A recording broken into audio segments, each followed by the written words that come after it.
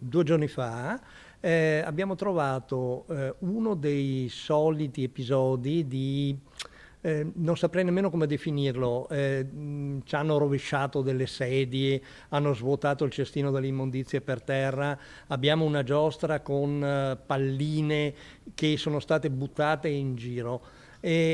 Cose, se vogliamo, anche piccole, marginali, però ripetendosi nel tempo ti portano via la voglia di fare, quindi abbiamo deciso per qualche giorno di tenere chiuso il parco come indicazione. Una decisione sofferta ma che mira a sensibilizzare le persone al rispetto dei luoghi pubblici. Luoghi di scambio e di gioco come questo parco sono infatti pensati e strutturati in modo che ogni persona possa trovare il suo spazio. Chiuderlo significa dare un segnale forte a chi decide deliberatamente di deturparlo. Questa volta il fatto si è verificato durante l'orario di apertura. In altre occasioni noi abbiamo trovato immondizie, eccetera, di persone che erano venute nel corso durante la notte, scavalcando le recinzioni, qui a mangiare pizza e a bere.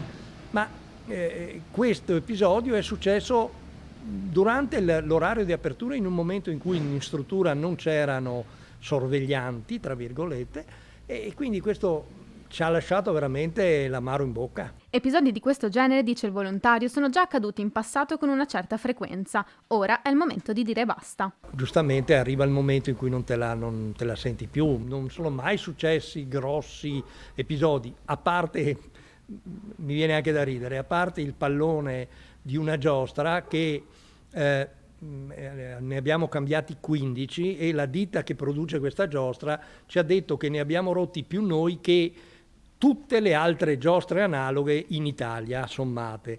E questo forse vuol dire qualcosa dei giovani di Castelfranco, voglio pensare, però non so.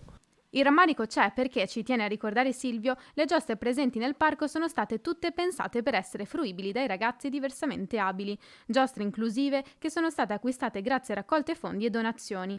Un parco molto amato dalle persone che lo frequentano, tanto che sono state loro a sostenerne la chiusura. Deve passare il messaggio che il parco è destinato a tutti e deve essere gestito come fosse casa tua.